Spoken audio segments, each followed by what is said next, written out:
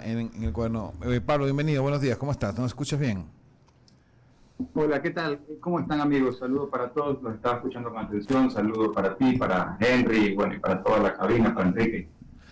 Ya recién llegado de Davos, aquí a las órdenes para poder contarles todo lo que ustedes quieren conocer. Cuéntenos las noticias más importantes para el Ecuador, sobre todo que viene allá justamente donde se están cocinando las papas en Suiza. Cuéntenos. Este es el foro de Davos, es la vitrina internacional más importante que hay en el mundo para promocionar lo nuevo en cuanto a lo que están haciendo los países para atraer inversiones, los grandes emprendedores, empresarios, corporaciones que son visionarias, que están innovando y están siendo disruptivas en el mundo, y es un foro que se celebra todos los años. En esta ocasión, junto al presidente, hemos estado esta semana en Davos, Suiza. Acabo de llegar hace pocas horas. Este es un foro donde primero el presidente de la República tuvo la oportunidad de tener varias ponencias plenarias ante un foro de espectadores muy importante y contarles este nuevo Ecuador de las oportunidades, en donde tienes una economía con una consolidación fiscal, es decir, se está poniendo en orden la economía, ¿no? Se ha puesto en orden y se va a seguir poniendo en orden la economía, se está reactivando la microeconomía, se está generando un enfoque social y sobre todo para los inversionistas hay oportunidades de inversión, un portafolio de inversión con más de 30.000 millones de dólares en proyectos que van desde grandes proyectos en el ámbito de la energía, de generación de energía, a proyectos de hidrocarburos, proyectos de conservación de ambiente, bueno, todo el portafolio de proyectos que tiene el Ecuador, el presidente lo ha presentado, poder contestar preguntas. Y luego lo más interesante del foro de Davos es que más que dar conferencias y escuchar conferencias, la dinámica es de reuniones bilaterales. Previo a asistir, uno tiene listado de todos los participantes y tú escoges con quienes quieres reunirte y la contraparte tiene que aceptar. Entonces ya vas con una agenda armada y tienes reuniones, como te digo, bilaterales a nivel del presidente y luego a nivel también de los ministros que lo acompañamos.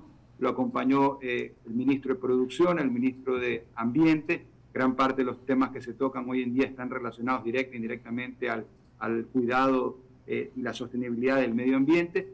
El canciller y aquí su servidor para tratar los temas de economía y finanzas. Entonces hemos podido tener reuniones para presentar el Ecuador, para atraer inversiones, también reuniones para explorar posibilidades de financiamiento, que el país pueda recibir financiamiento en las mejores condiciones para los ecuatorianos, y también reuniones con empresas que ya están en el Ecuador, pero que quieren invertir mucho más. Ejemplo, Cargill, estaba el presidente mundial de Cargill, el sultán de DP World, que ya está en el Ecuador, pero quieren invertir mucho más, y este tipo de reuniones bilaterales, en este caso con el presidente de la República, les sirven para tener esa certidumbre normativa, esa claridad tributaria de qué es lo que se va a seguir haciendo en los próximos años para que ellos puedan seguir invirtiendo. Y por último, también reuniones con emprendedores, empresarios que aún no están en el Ecuador y que por primera vez quieren ya entrar en este país en distintos niveles de negocio,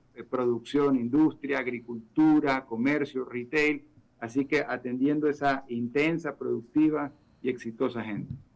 Clarísimo, Pablo, qué bueno por el Ecuador. Le voy a dar paso a René Cepeda, que está acá en estos momentos. Adelante, René. Pablo, ¿qué tal? Qué gusto. Aló. Hola, ahí estamos. ¿Qué Ahora tal? ahí ¿Cómo estamos. estás? Usted que no me quiere ver, parece, Pablo. Entonces, somos amigos.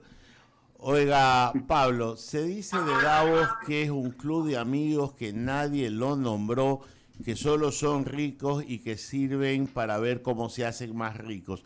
Déjeme comenzar con una crítica, un poco para ver que no todo es a favor de una reunión de este tipo, sino que también hay detractores.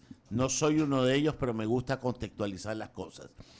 Entonces, en este entorno, de lo que sí sabemos por las noticias es que el tema fundamental, los temas fundamentales fueron dos precisamente, el tema medioambiental y el tema de la participación de la Comunidad Europea, los tanques rusos, la asignación de recursos a Ucrania para un poco desbaratar y ayudar en la guerra de Ucrania con Rusia y así un poco dejar de ser lastimados por la falta de los medios que proporcionaba Rusia al mundo y a la comunidad europea en particular. Todo esto que le estoy diciendo fue lo principal, pero usted llevaba su agenda particular dentro de este esquema concreto. ¿Qué conseguimos? Su micrófono, Pablo, que no se lo escucho. Sí, decía, Davos es la gran vitrina para presentar al Ecuador. En concreto, desde la cartera de Economía y Finanzas, habían reuniones puntuales, por ejemplo, con la AFD, que es la Agencia de Cooperación Francesa. Esta institución financia al Ecuador, al sector público y al sector privado. Entonces, es importante por partida doble. El año pasado nos generaron desembolsos por 180 millones de dólares para proyectos, principalmente temas que tienen que ver con infraestructura. Entonces, justamente lo que el país necesita. Entonces, lo primero que había que hacer gratos con ese financiamiento, que vienen las condiciones más favorables para los ecuatorianos, pero justamente poder trabajar para replicar este año y aumentar la cantidad de recursos vía financiamiento para poder invertirlos en infraestructura. Primera cosa. Y segunda cosa, también generar esa avenida abierta para que Agencia de Financiamiento del Desarrollo de Francia también pueda colaborar con el sector privado. Ellos no tienen sede en Guayaquil o en Ecuador o en Quito, ellos están basados en Colombia y atienden a la región. Entonces se torna mucho más importante generar esos puentes para que le den financiamiento al sector público como el que ya nos han dado, pero también financiamiento fresco para proyectos del sector privado. Entonces, reuniones de ese tipo se vuelven muy importantes porque te permiten revisar lo que se ha logrado y seguir avanzando. Luego también, tal vez una de las reuniones más importantes que nos tocó participar, a mí personalmente, fue la reunión con la presidenta del Fondo Monetario. Ella de alguna manera es centro de atención en el Foro Económico Mundial, su palabra tiene peso, su visión. Hoy la visión de ella es más optimista con respecto a lo que va a pasar en el mundo en este año que hace 30 días atrás. Hace 30 días atrás ella había dicho 1/3 del mundo este año va a caer en recesión porque China, Estados Unidos y Unión Europea se están desacelerando. Ahora están siendo un poco más optimistas con respecto a la reactivación global, toda vez que China está empezando a crecer con mayor proyección de fuerza después de haberse abierto luego de ese nuevo encerramiento que tuvieron hasta hace poco por las secuelas del COVID. Entonces, mayor optimismo en cuanto a las proyecciones del mundo. También nos expresaron el beneplácito, la satisfacción y el elogio para el Ecuador por haber cumplido con éxito nuestro propio programa económico, primera vez que había sucedido en décadas, y tal vez lo más importante para los ecuatorianos, que contamos con los organismos multilaterales para el financiamiento regular, que ya lo tenemos proyectado, o extraordinario si fuera el caso en un año que al final se pudiera complicar para el mundo. Las reuniones que tuvimos con grandes empresarios de todas partes elogian al Ecuador por tener unos fundamentales de su economía muy sólidas. Somos el país de la región que tiene la segunda inflación más baja del continente el año pasado y que el 2023 se proyecta la inflación más baja de toda América Latina, cuando el principal problema en el mundo económico es la inflación y nosotros no tenemos ese problema. Somos el único país de Latinoamérica que el 2022 cerró con superávit gemelos. Sector público no financiero con saldo positivo, cuenta corriente del sector externo saldo positivo. El saldo de las reservas internacionales del Banco Central, no solo positivas, sino las más altas de la historia. ¿Cómo se come eso? ¿De qué le sirve a la gente? Porque eso da credibilidad, eso da confianza, eso permite que Ecuador consiga recursos para poder seguir invirtiendo en lo social. Este año son más de 15.200 millones de dólares destinados a la inversión social y eso también fue destacado en las reuniones bilaterales que tuvimos en Davos. Pablo, ya esas son las buenas noticias y las malas noticias que suceden en el Ecuador, ¿cuánto afectan? Me refiero a la delincuencia, las matanzas en las cárceles, sicariatos, falta de trabajo, inequidad. O sea, también hay valores positivos que atraen, pero también hay pesos negativos que ahuyentan. ¿Qué tanto pesa lo uno y qué tanto pesa lo otro? Algo interesante, afuera nadie habla mal del Ecuador, ni propios ni extraños, pero cuando llegan malas noticias de lo que sucede en torno a, te diría, no el problema real de inseguridad que el gobierno lo combate en una lucha sin cuartel contra el narcotráfico y por eso pues la mayor incautación de droga de la historia del Ecuador, pero me refiero en cuanto a la incertidumbre política que principalmente emana de la Asamblea, porque si hay algo que todos podemos coincidir es que cuál es el norte de la Asamblea, es un signo de interrogación, es caótico. Con el gobierno puedes estar a favor o en contra, pero Guillermo Lasso te dice a dónde te va a llevar. Dijimos que íbamos a bajar impuestos y es lo que acabamos de hacer hace 2 semanas y es lo que vamos a seguir haciendo. Dijimos que íbamos a ordenar la economía y es lo que estamos haciendo. Pero la Asamblea un día invita a conversar, otro día te invita a ponerte un juicio político. Entonces, no hay mucha claridad desde afuera, como bien haces el punto, no se entiende bien qué quiere lograr la Asamblea del Ecuador para beneficio de los ecuatorianos, y por eso la credibilidad de la Asamblea pues, es muy baja. Entonces, yo creo que ahí tenemos una oportunidad los ecuatorianos para unirnos, porque de afuera la gente ve una economía sólida, que en el contraste regional, para hablar con datos, de acuerdo al Banco Mundial, el promedio de esta región en este año va a ser de un crecimiento del 1.3. Ecuador va a crecer 3 veces más por encima del promedio de acuerdo al Banco Mundial, 3%. Entonces, eso es positivo, pero eso tiene que ser acompañado por una asamblea que sea parte de la solución, no parte del problema. Yo entiendo, y solo una parte que te te lo he escuchado varias veces, eso de que ustedes sacan impuestos. Simplemente están devolviendo parte de los que nos quitaron el año pasado. El año pasado, con una reforma tributaria, nos clavaron impuestos, sacaron 1.000 millones de la economía, ahora están devolviendo 140, se quedan con 860. Así que la aritmética es clarísima, Pablo. Extrajeron dinero de la economía que lo necesitaban. No estoy cuestionando eso, estoy cuestionando el discurso. Le paso a Bolo. Ahí mientras hacemos la transición para hacer una reflexión, el impuesto a la salida de divisas lo creó el gobierno del socialismo del siglo XXI y fue mantenido durante más de una década. Fue creado en el año 2012 y le sacaron al sector productivo alrededor de $1.000 millones anuales. Yo recuerdo gobiernos de transición que dijeron que lo iban a sacar, pero pasó el tiempo y ese impuesto ahí quedó clavado. Tuvo que llegar el gobierno de Guillermo Lasso para poder reducirlo hasta eliminarlo. El año pasado lo bajamos del 5 al 4% y recaudamos más en el 2022 al 4% que el 2021 que estaba al 5%. Esto no es lo que vamos a hacer, es lo que ya hicimos.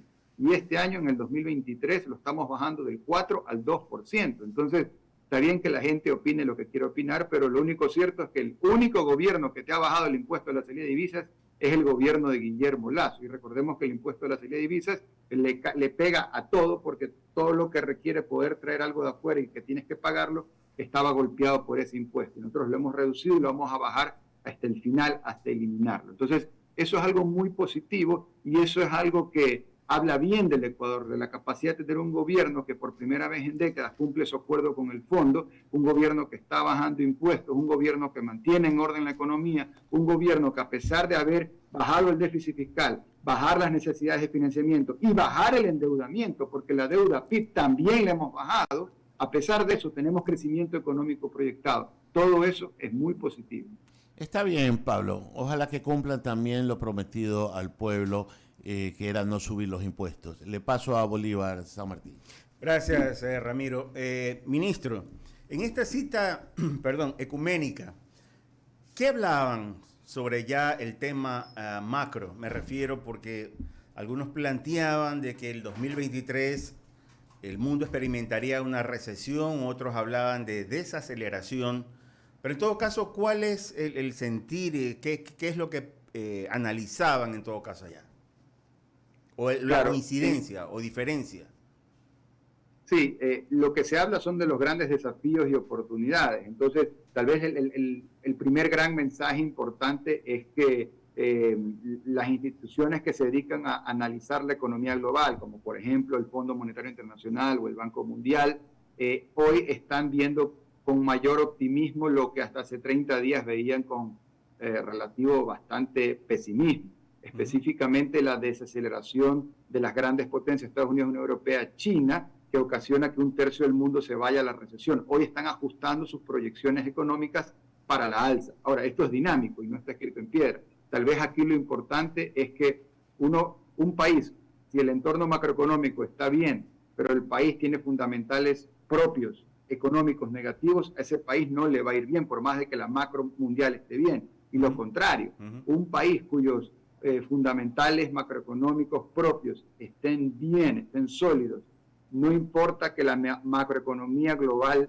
se desacelere, porque tu economía va a poder salir adelante. Y es exactamente lo que está pasando con el Ecuador. En el momento que el Banco Mundial te dice, oye, tu región, tus pares, con la gente que te tienes que comparar, crecen al 1% este año y tú vas a crecer 3 veces más, significa que el mundo está reconociendo que la estrategia del orden fiscal con el enfoque social es la correcta. Como todo en la vida, cuando uno ordena las cosas, no es popular, no se entiende bien, se lo comprende a veces semanas, meses o hasta años después.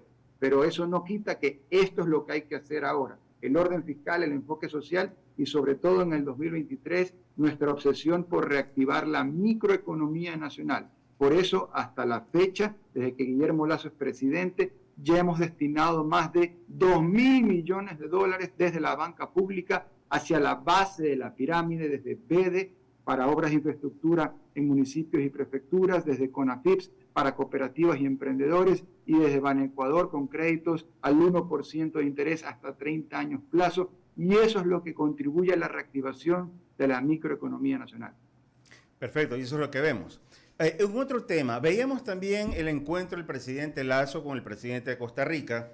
Nos pareció saludable, pero de lo que hemos venido leyendo, algunos sectores como que, a ver, no demeritan o no le restan el mérito del acuerdo con Costa Rica, pero a ver, hay que ver más allá de eso. Costa Rica también es un país que tiene mucho movimiento comercial y también tiene sus tratados, así que no se puede minimizar tampoco que esto que consideramos un logro. En el caso de Costa Rica me refiero.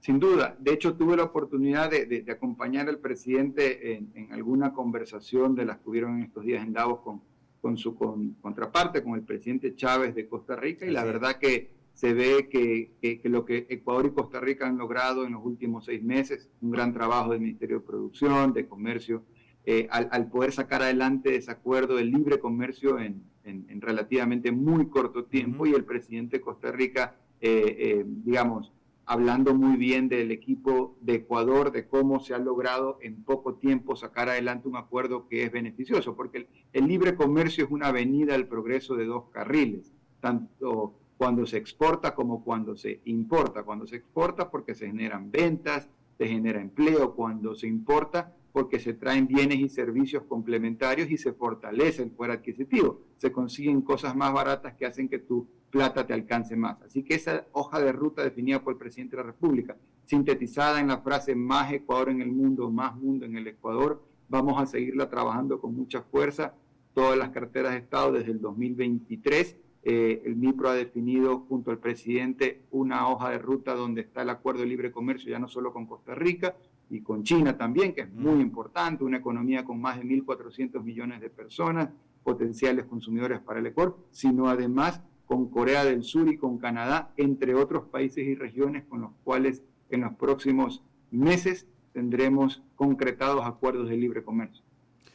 Ministro, en el caso del acuerdo con México, a ver, ya era una especie de, al igual que la novela de García Márquez, Crónica de una muerte anunciada, México es un país nacionalista y ellos desde un inicio hicieron observaciones en cuanto a nuestros productos estrellas, el camarón y el banano.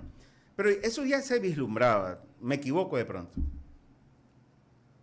Sí, digamos que las negociaciones son así, ¿no? A veces avanzan, a veces se estancan y a veces retroceden inclusive, pero lo importante es impulsarlo. Yo aquí hago el contraste de cómo era antes con el socialismo del siglo XXI. No es que las negociaciones con acuerdos de libre comercio avanzaban, se estancaban o lo contrario, simplemente que no había chance de tener acuerdos de libre comercio. El que se consiguió con la Unión Europea fue por pura presión de los gremios empresariales de ese entonces, que lograron hacerle entender al gobierno que era eso vida o muerte, y aún así se lo hizo 4 años después de Colombia y Perú. Entonces hay un contraste que es como el día y la noche entre el socialismo del siglo XXI, que quería tener una economía de espaldas al mundo, y el gobierno del encuentro, donde buscamos generar acuerdos de libre comercio con todos los países y regiones en beneficio de todos los ecuatorianos. Ministro, queremos agradecer su participación, de haber compartido con nosotros esta experiencia positiva y bueno, estaremos molestándolo en las semanas sucesivas, ¿no? Que tenga un buen fin de semana. Gracias, saludos a todos. Gracias. El ministro de Economía y Finanzas, Pablo Arosemena. Vamos nosotros a una pausa y volvemos.